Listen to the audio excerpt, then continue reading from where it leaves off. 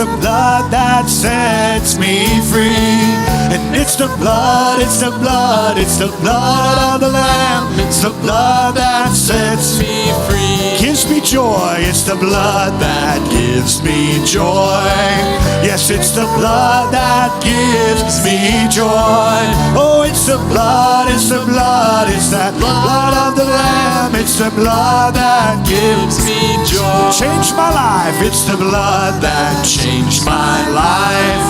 Oh, it's the blood that changed my life. Hey, it's the blood, it's the blood, it's the blood of the Lamb. It's the blood that changed my life. Sets me free, it's the blood that sets me free.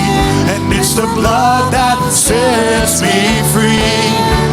It's the blood, it's the blood, it's that blood of the Lamb. It's the blood that sets me free. It's the blood that sets me free.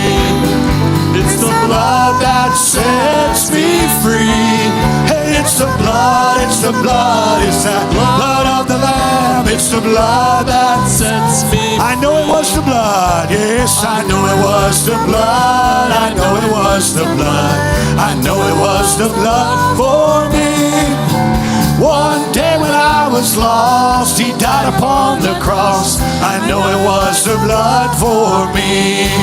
Hey, I know it was the blood. I know it was the blood. I know it was the blood for me. One day when I was lost, He died upon the cross. I know it was the blood for me. God, we're grateful to be in your house. It is with joy that we come to hear your words. We're asking, God, that you would speak to your church, prepare her for the mission that she has before her. I'm asking, God, that you would anoint this day.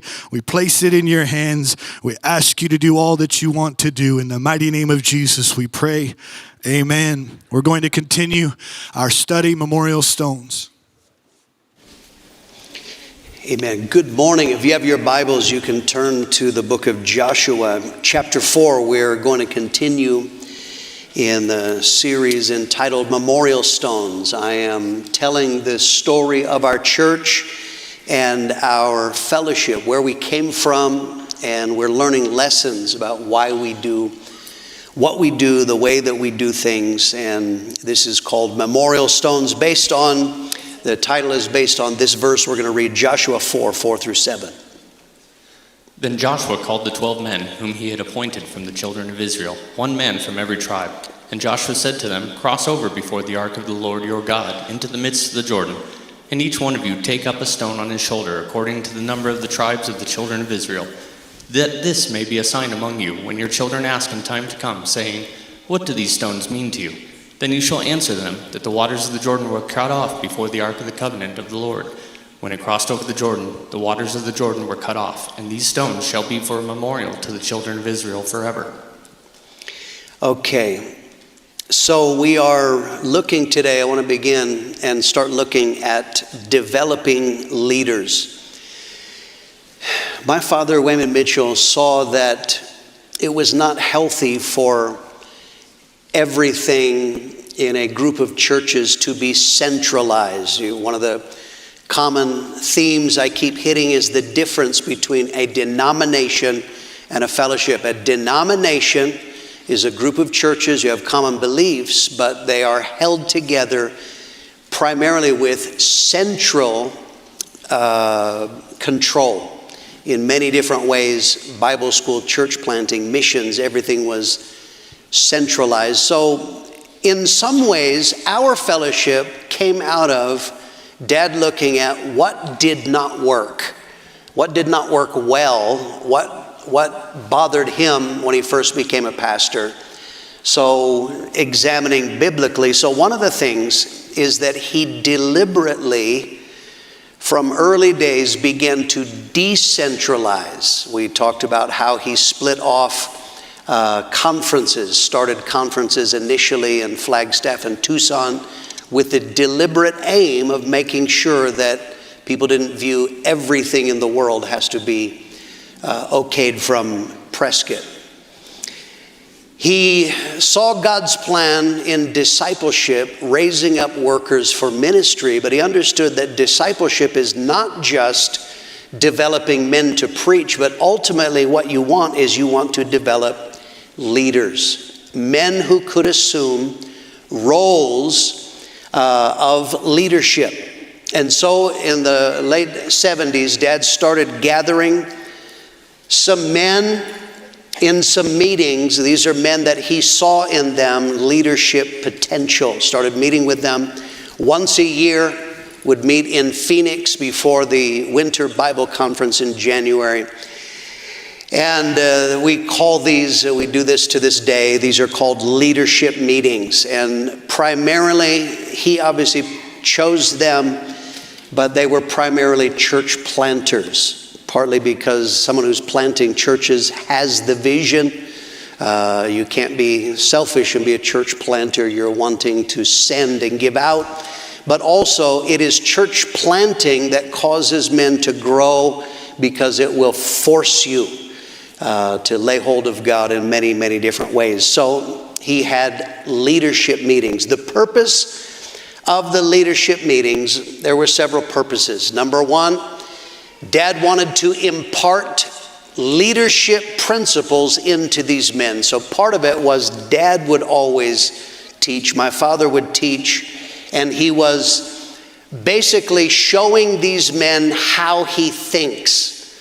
That is a very important part of leadership and pastoring, is how the man, not only he speaks, but how does he think? How does he look at life? And he was trying to put that into men. But the second major part of leadership was that he wanted these men to wrestle with issues that were causing trouble in the fellowship, whether they were current issues or whether they were things that he could see down the road. That's a part of leadership. You're not looking just at today, you're looking ahead. Here's a Bible principle. Revival brings life, and life brings problems. Okay, let's think about Acts chapter 15. The book of Acts is a pattern of revival, the move of God. What started happening is God is pouring out his Spirit. People are getting saved. This is the era of the Holy Spirit. Gentiles started getting saved. Churches started growing in different places. This is a wonderful part of the life of God. But as a part of that life, now you have Jews and Gentiles that are forced together in the church, which is God's plan. But what happened, Acts 15, you started having Jews who said, wait a minute, these people are eating ham sandwiches. They like bacon. They must be from hell. Now, actually, they were talking about circumcision and some other Jewish law principles. So they started saying to these on fire Gentile, non-Jew converts, you can't really be saved unless you're circumcised and you follow Jewish food patterns. So this created a crisis. This is tension between, if you're a Gentile, you get saved, and you're a man, you're not very excited about the idea of getting circumcised as a mark of salvation. And so this is a conflict. So what happened in Acts 15, they had the Jerusalem Council. We are not congregational, okay? You understand the different types of church governments. How are churches structured? You have eldership, you have board-led, you have congregational, which is everybody voting. How do you think the church should be run? I got an idea. In that form, you get a strong personality, and he drives even if he's not wise. We are a pastor-led church, but we are also led in a larger sense now in our grouping of churches by leaders. Acts 15, the answer for the apostles was, we need to have some leaders meet together. Let's hash this out. Let's wrestle this idea through. Do Gentiles have to follow Jewish law in order to be saved? And they said it's leaders that have to do that. Acts 15, verse 6. Now the apostles and elders came together to consider this matter. Okay, we're going to settle it for all of the churches, but who is going to decide? It needs to be leaders. We're not going to vote. We're not congregational. We're led by men of God, but these men met together to discuss it, and then they came to a decision. No, you do not have to follow the Jewish law in order to be saved. So this is what leadership began. We had life. The churches are growing rapidly. I don't remember what number we were up to last time we met. I told you I'm giving you the numbers as we go along. We're rapidly growing, and so we discovered, just like the book of Acts, life brings trouble. Life brings conflicts. Some of these would be simple, such as we started planting in big cities, multiple churches in the same city. That's great. There's millions of people, plant more than one church. So, but here was a common problem that started arising. You have an existing church. A brother comes and wants to put a church, and he puts a church 2 blocks from the existing church. So now this causes a fight. Now they're fighting for the same buildings. They're outreach in the exact same areas. So now you got guys, they're mad at each other. They're coming to conference, and they want to fist fight. We got some pretty rough dudes saved. So this is a conflict. So this is very simple. We had a leadership meeting. What do we do about that? We discussed the issues, and we came to common. The Bible doesn't say thou shalt be 2 miles from your brother. But leaders met, and they said, it doesn't make sense. If you're going to plant a church in an area where there are existing churches, your church needs to be at least 2 miles away. That's wisdom. That's common sense. Marriage. This is a very simple one in early days. Is now we had multiple churches, so conference. Remember, we have church Bible conference and dating service. There are people, that's how they view conferences. They come together to get a wife, to get a husband. So we started having ladies from one church, men from another church, they get married. And so this was a simple problem, is you'd have a great disciple. He is on the path to preaching, but he met a girl from another church, and that pastor was saying, yeah, come, this great disciple, you need to move here. If you want to marry this girl, move to my church. And so in some cases that would disrupt the program. So again, this is a conflict that's not going to work. So leadership, what do we do about this? We came to conclusions. Very simple. The Bible doesn't say this, thou shalt, but this is common sense. In our fellowship, you marry from different churches. Where is the wedding held? In the girl's church. Where do you live after the wedding? The guy's church. That was common sense. And once we established that, then that did. We met about pastoral moral violations. What happens when a pastor sins? What do you do with him? Do we be like the Catholic Church and move them on to another parish? And we said no. And initially there was not clarity on that. We met and said no. If pastors sin, they're involved in a moral violation. We remove them from ministry for a minimum period of 2 years, a harsher standard than anybody else. So these are things that we began to leadership. So what would happen in leadership is we often, seeing a potential existing or a future conflict, a leader is given a task. Here's the problem.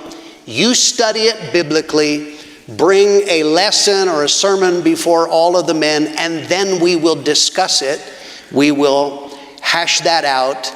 And so now it would be discussed by leaders who had a larger understanding. They were church planters. And then we would reach a consensus. This is what we're going to do. And so in doing this, I want you to understand, my father was showing trust in men. Okay, he was deliberately widening the decision-making base. My father did not want to be the Pope. Okay, he did not want everything to be Prescott and you had to consult him. So he deliberately involved other men, making them wrestle, getting their wisdom. And so one of the things that happened, leadership expanded the ability to deal with problems, because now you had leaders in areas, in different parts of Arizona, New Mexico, Colorado, wherever we were planting churches. Now, we tend to, if there is a conflict in the church, we follow lines of authority. In other words, you don't go to the top, you talk to that pastor's pastor. But then we also, if you had multiple churches in an area, you have an area leader. He can meet with people. He can meet with brothers. He can sort that out. So now that means you are expanding, and that was, I don't know if you understand how much that is to my father's credit. He deliberately did not want to make everything focused on him. And so this was an early lesson. It had to do with developing leaders. We do this to this day. We meet every January just before the winter Bible conference. Now, of course, it's expanded. We probably have 60 leaders or so, men that meet from, 20 different nations. We gather together. Same thing, imparting leadership, wrestling with issues, dealing with things in areas, and we expand the leadership base. As a church becomes a conference center, they become a leader, and they become part of that decision-making process. Let's look, secondly, this is now a major part of our history, is the call to Australia. We planted the first church in 1978 in Perth, West Australia. I just alluded last lesson. 1979, a change had to be made. We had to send in a new worker, and he took the church in Perth. In November of 1980, my father went to Perth, West Australia to preach a revival and help the church. It was growing. God was doing good things. He went to check up on things, but to be a blessing. While in a hotel, one night in a hotel, God spoke to my father and told him, I want you to go to Perth.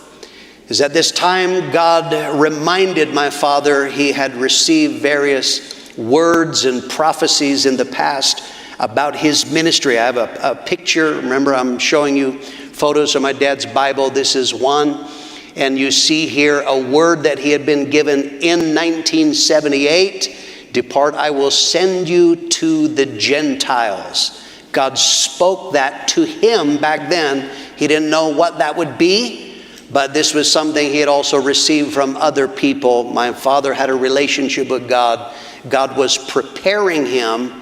You are supposed to go. Australia had incredible potential. Of course, it still does, but my father looking at Australia is a melting pot. It is unbelievable. People from other nations. When I last pastored in Australia, I left in 1997, the city of Melbourne, the area of Footscray. At that time, I counted, we had 35 different nationalities. And I'm not talking about, I have 1/16 Cherokee blood. I am talking about people direct from other nations, an incredible melting pot of people, of course, who now have access to their home nation. Australia, secondly, had a strong economy. Very, very strong economy. And this meant that there would be money to plant churches, and there'd be money for world evangelism eventually. The man who was pastoring at that time in Perth, my father saw real potential in him. He hadn't, as far as I know, he had planted a total of one church at that time. That was in Australia. But nonetheless, he was a good preacher, so Dad saw potential in him. And after God spoke to him on that trip, he talked to this man, and they arranged to swap churches. That man would take the church in Prescott. Dad would go and take the church in Perth. And so a number of other words, these are from my father's Bible. The abundance of the sea shall be converted unto thee. The forces of the Gentiles shall come to you.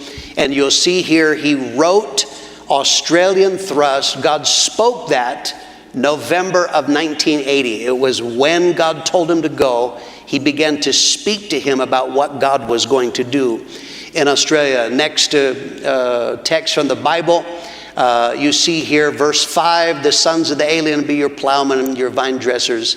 And the note that he wrote under there, the potter's house, Asian Ministry, November of 1980. The meaning of that is Australia's on the doorstep of Asia, and my father felt that the Australian churches could make major impact in Asia. They could reach Asia from there. And so in January of 1981, by this time now we're planting churches, we're planting international churches, but on a Friday night he had the Foursquare supervisor, John Holland, came and announced that going into Perth, West Australia was Wayman and Nelda Mitchell. And you have to understand how this rocked people, rocked their world. We have the newspaper.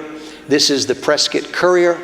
And here Foursquare minister moves. And that article tells about that my parents were moving to Australia. This was very powerful. It rocked people in different ways, but one of the ways it rocked people was he wasn't just talking about world evangelism. He wasn't just saying, you need to go. He was doing it. My father believed in it. And Dad, from the earliest days of salvation, he loved missions. He loved world evangelism. They had missionaries that would come and speak in his home church in Phoenix, Arizona.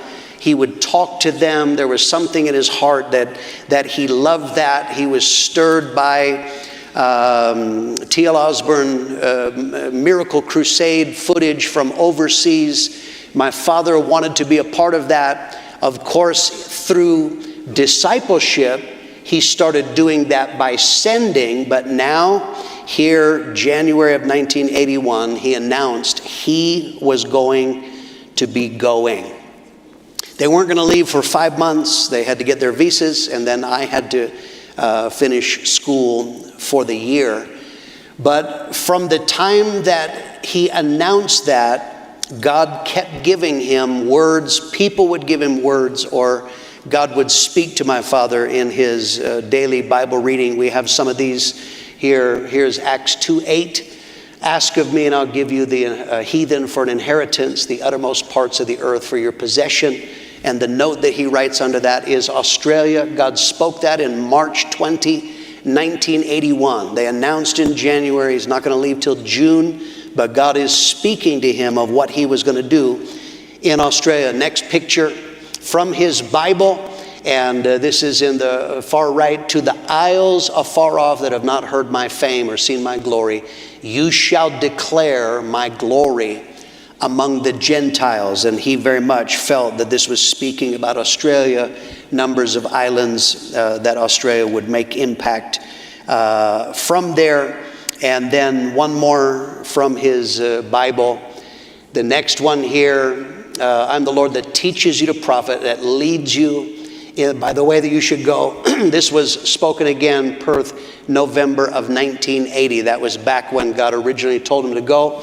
And the note there, you probably can't read his writing. It says, because I have obeyed God in Australian thrust, fruitfulness of ministry shall be. And he was given this word when he went to a conference in Madrid, Spain, September of 1981. So this was very crucial. Everything changed in my parents' life and ministry. I now have to tell you the personal dimension, of course, because in later times I am a part of the history. So I got to tell you how this played out in my life. My parents actually originally, before it was announced in conference, they told me one afternoon that they were moving to Perth. And they gave me a choice whether you don't have to come. Do you want to come? You can. You don't have to come. Partly my parents knew this. I was saved. I had left my sin. I still had rebellion in there. And so my father was wise. He knew that if he forced me to come, I was a minor. I was 16 years old at that time. I probably would have resented it. And originally my instinct was no way. I only had 4 months of high school left. I had taken extra classes. I had no interest in moving to a new nation, trying to fit in a new culture and finish high school. So I said, I do not want to go.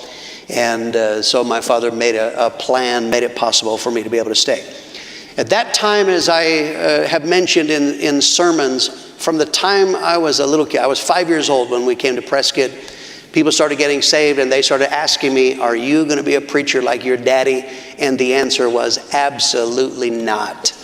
I did not want to. When I got saved, I really did leave sin, but my plans in life did not involve preaching the gospel. My plans were very self-focused. I loved cars. That's what I loved. That was my future, what I saw for and I blame Jerry Solberg for this, by the way. When I got saved, I had a foolish friend named Jerry Solberg who taught me to drive in a Corvette. So that shows you how foolish he was. But nonetheless, my future was going to be cars. I intended on working on cars and selling cars, and basically that's all I saw was going to be cars, and that was going to be my life. Now, here's a lesson I want to give you. It has to do with God's involvement in our lives to bring about His will. I've talked about my father, things that happened to my parents to bring them into God's will. I was resistant to the idea of preaching the gospel. As I said, I love cars. I have a picture. My first car was a 1969 Pontiac GTO. This is not the exact model. This is slightly different, but that was my car. It was a 400 small block Hurst 4-speed, hydraulic headlights. That was my idol, and I loved and worshiped that daily. My parents, why do you have to wash it every day? Because I was worshiping, that's why. So that was my car. I love fast cars. I'm going to work on cars. I went to Phoenix. Louis Polino and I went to Phoenix. We were coming back, and I decided to see how fast would my car go. The speedometer went up to 100. I went past 100, past the brake light. I was around to 0 again when the engine blew up. And so I blew it up. At that time, I didn't have a job, so I had no money to fix this. So at that time, my parents said, we're going to move. I said, no way. But because I had no money to fix the car, I was kind of stuck. He said, why don't you come for a holiday? Why don't you come for a vacation, just have a look at Australia? If I still had that car in working order, I probably would not have gone. That car probably would have been the tipping point of saying, nope, I'm not leaving Baal there. I'm not leaving my idol here. So I wonder in the wisdom of God, it was my youth and stupidity. I wonder if an angel said, go faster. To help me, because I am telling you, the fact that I blew that car up changed my life. Absolutely changed my life. So in June of 1981, finished school in May. In June of 1981, we moved to Perth, West Australia. I have some pictures of us in Australia here. Next photo, here we are in Australia. I used to have hair. I want you to know that. And I know you're jealous of my legs. Lisa married me for my legs and my money. But this is us in Perth, West Australia. My parents took over the pastorate of the church, which was located in Mount Lawley, West Australia. Next photo. Here is my parents in. This was an old, I can't remember if it was Presbyterian building or Methodist that had gone defunct.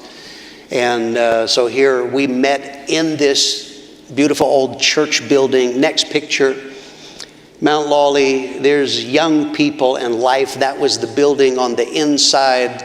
And God was doing wonderful things. Got another picture here.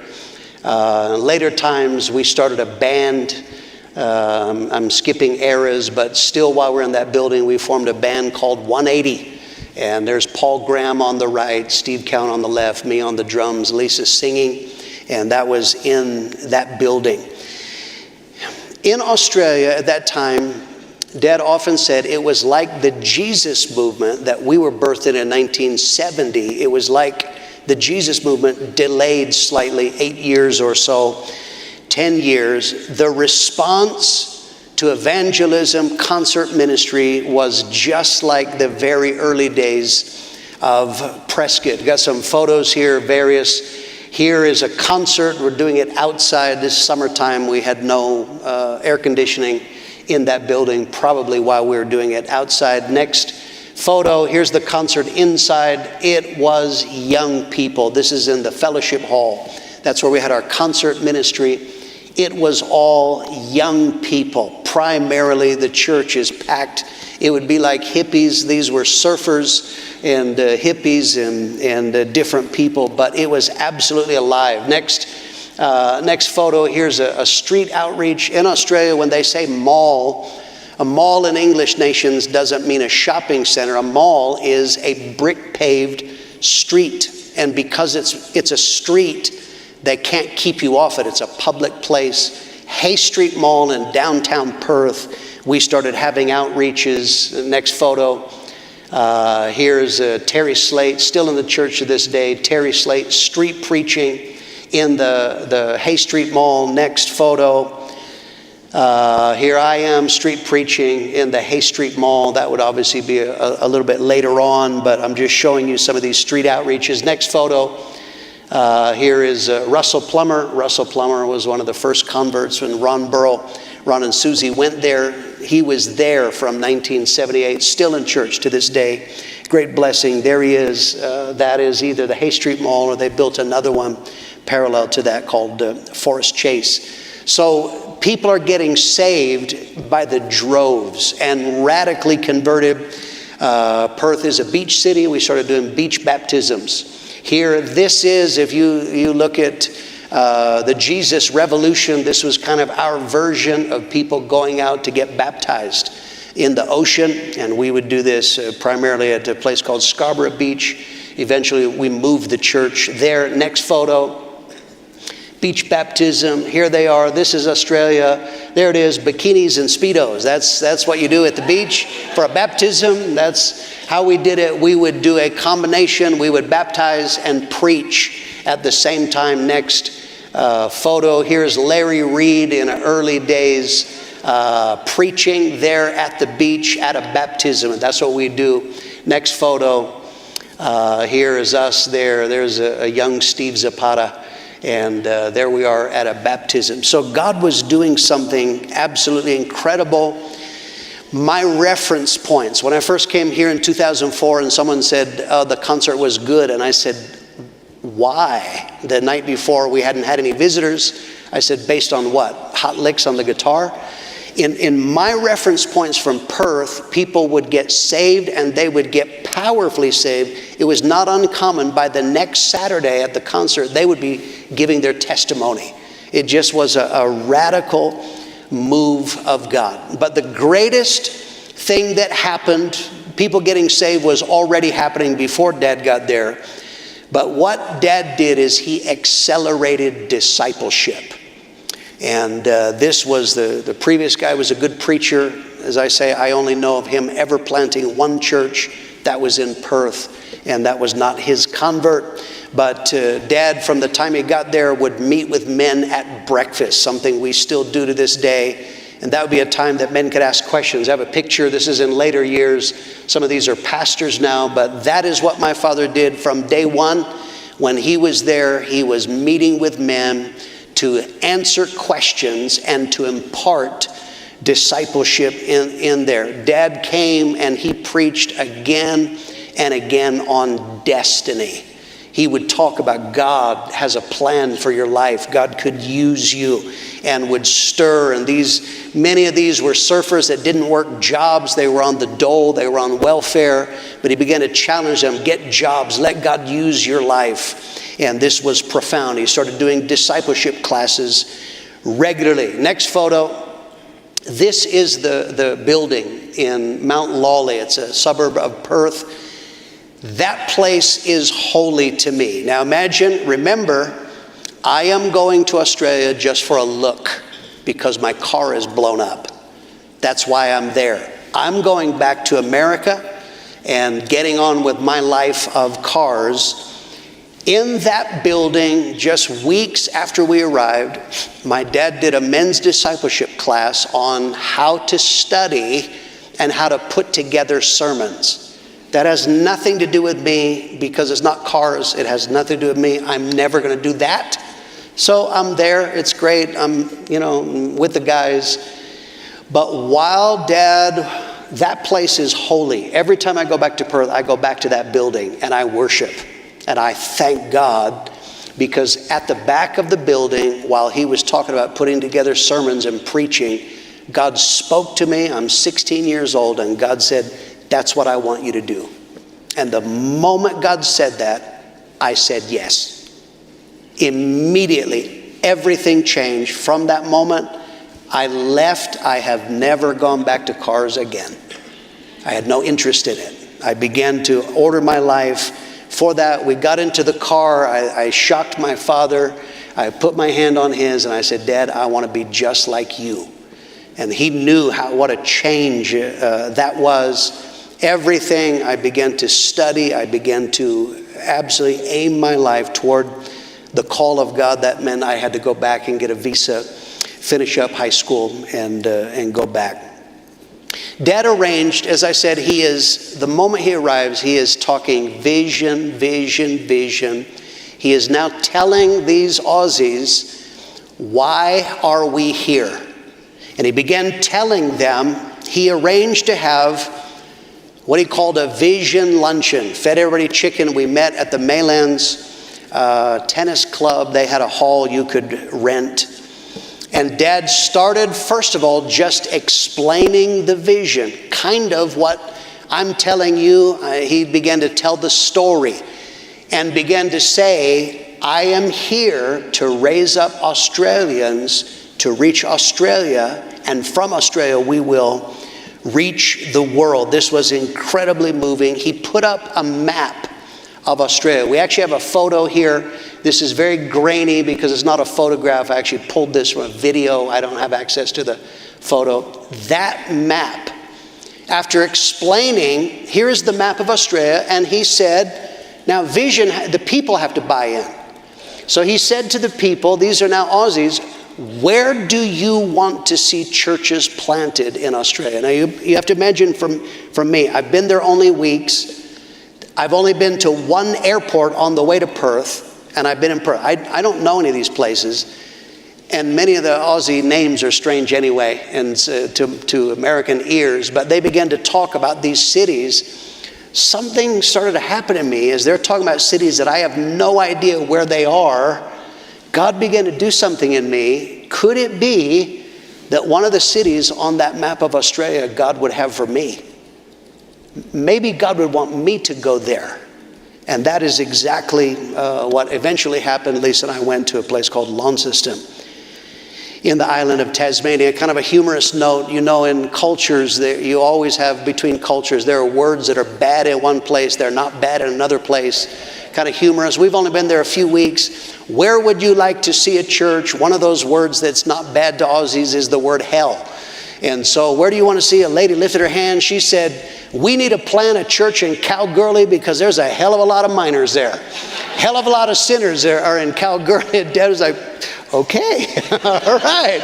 And he dutifully made a mark on the map of Kalgoorlie. And sure enough, we did send a church there ultimately to Kalgoorlie. The moment Dad came, 81, he had the first conference in February of 82. He is there to plant churches. He didn't waste time. He had only been there from June to February, 8 months. And we had the very first conference in February of 1982. Got a picture. Here is the stage. It was so packed, people had to sit. That's back the old choir in the Presbyterian church. This is jam-packed.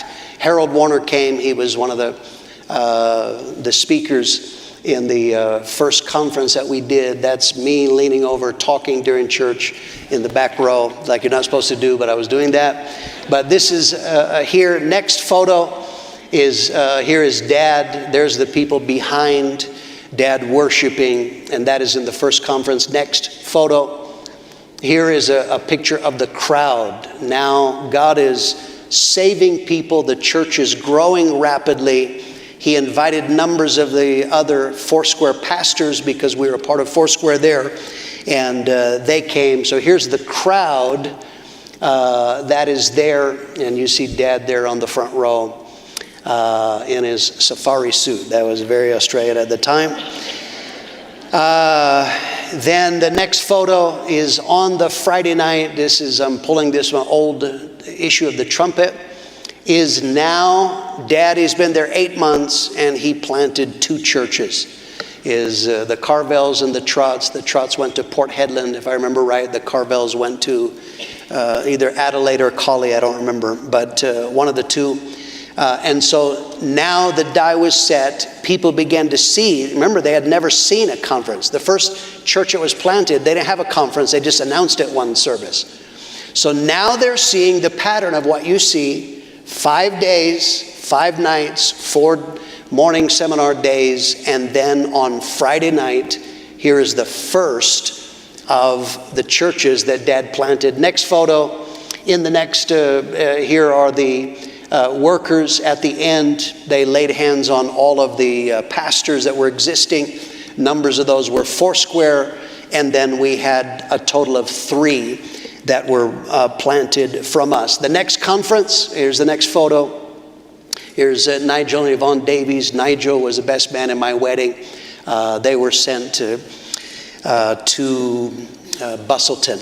And so now the die is set, conferences and planting churches. And so that is the will of God. And so this was something that my father had the ability to impart vision. People wanted, when they heard him preach about vision and what there was something in them, they said, I want to be a part of that. And they saw that Australians could reach Australia, and from that time, church planting began to take off. God was doing a powerful thing, and then we'll come back to Australia in a later. Final section I want to talk about today, staying the course. This is a profound lesson that we have to learn to this day. As I said, Dad put a man in Prescott because he saw potential in him. He had only planted 1 church. He had pioneered, did okay, but he was a good preacher, and Dad saw potential. That's my father. He's always looking beyond what you are.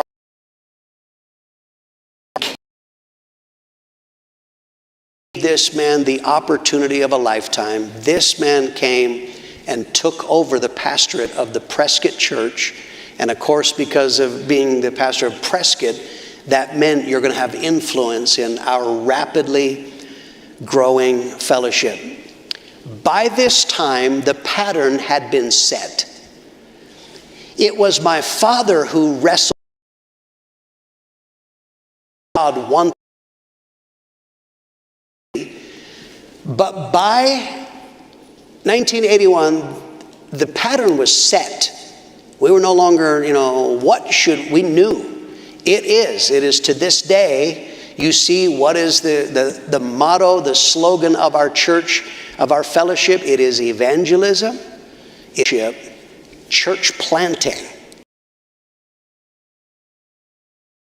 Was set.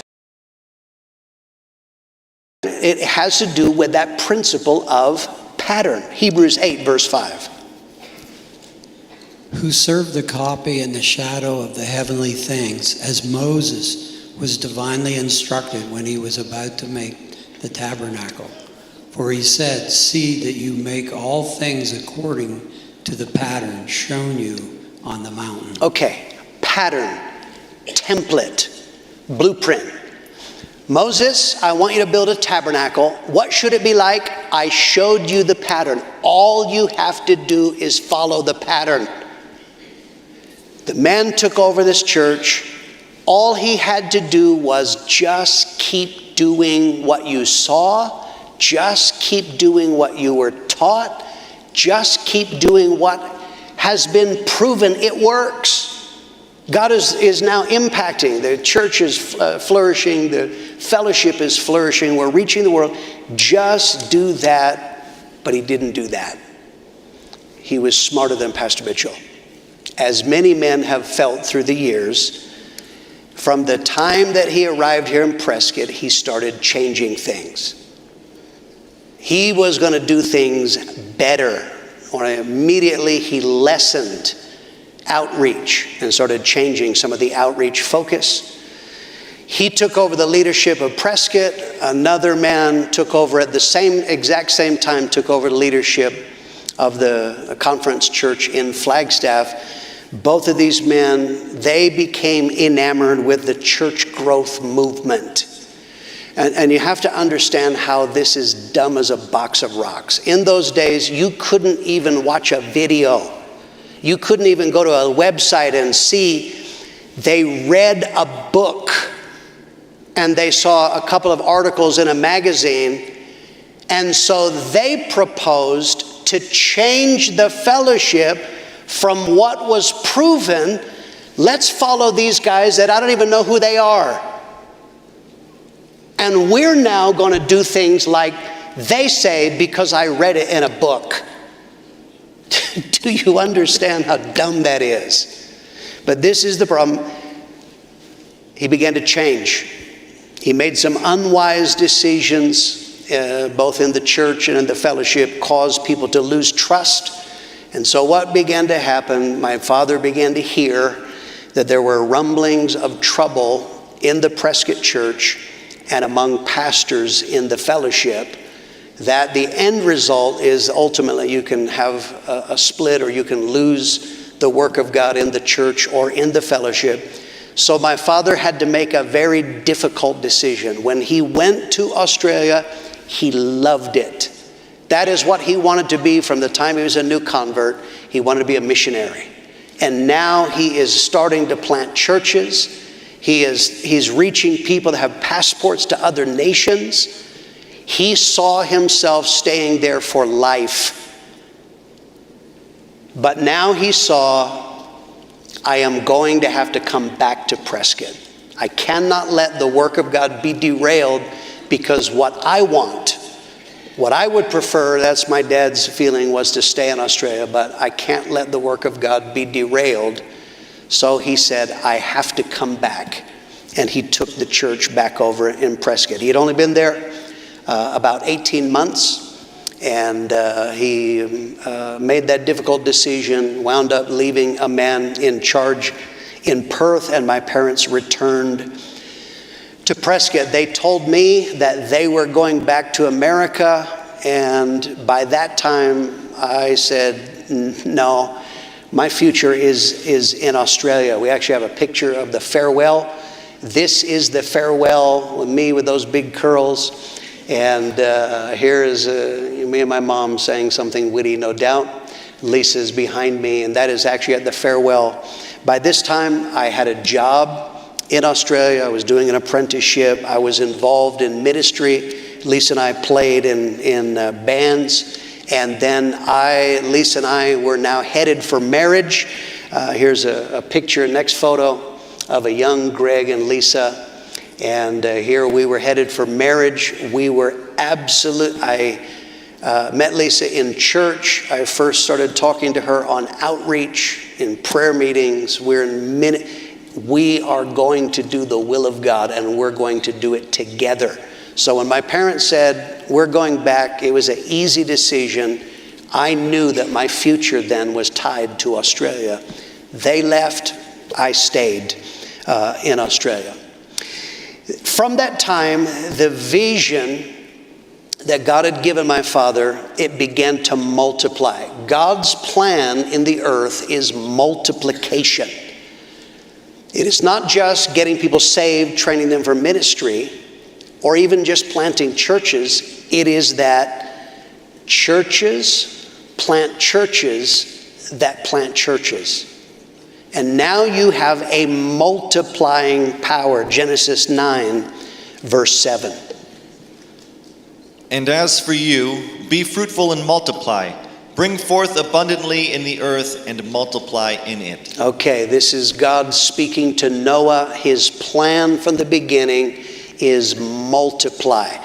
If one church is doing right, getting people saved, making disciples, and planting churches, that's not enough. You can't reach the world. But if you plant a church that they're getting people saved, they're making disciples, and they're planting churches, meanwhile, the original church is planting churches, they plant churches, and they're getting people saved, making disciples, and planting churches. Now you have a multiplying power. Now this is exactly what happened is in our fellowship. Now we had multiple churches planting churches, and those churches started planting churches. We have up on the screen. Now we get up to 1983. By 1983, this is only 10 years after we started planting the first church in Wickenburg. By now there were 165 churches planted. And so the work of God is multiplying. And that is the power of, truly the power of our fellowship is every church when we send them out. And you heard me give a charge to Manny in Sunday school, and when we sent them out, Manny, you are there to make disciples and plant churches. Because if we do that, that is the multiplying. Now we have churches all over the world. We're in 135 nations or so. And we have churches planting churches. They get people saved, planting churches. It is the power of multiplication. And that is the strength of our fellowship, is the multiplying power of God. So you see here, we're up to 1983, and now only 10 years after we started planting churches, from one church, now there are 165. And that was growing rapidly because many of those that had been planted were now planting out, and some of those started planting their own. The multiplying power is the strength of our fellowship. So this is just a few lessons of where we come from. I'm going to talk in later lessons then. Pastor Mitchell returning to Australia and some other dimensions. But this work we got. Pastor Jesse was just this past week. He was able to go and preach in pastor seminars in Perth. In the home church. Lisa and I were sent from the church. Now it's in an area called Beachboro, but it's still in Perth. And Jesse was able to see it. He was able to go up to Kings Park and see the place where the photo I have in my office, he's able to see that and able to see for himself the multiplying power of God. We are reaching the world through the power of multiplication.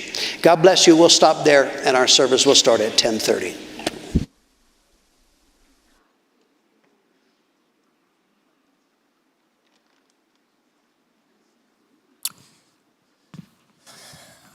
Okay, test. Okay, we're just 5 minutes out, so I'm going to allow you to take a break, and we'll be back in the sanctuary in a few minutes. If you saw the text about wearing summer clothes and you're wearing shorts, it's okay. You get forgiveness today. Amen. God bless you. Be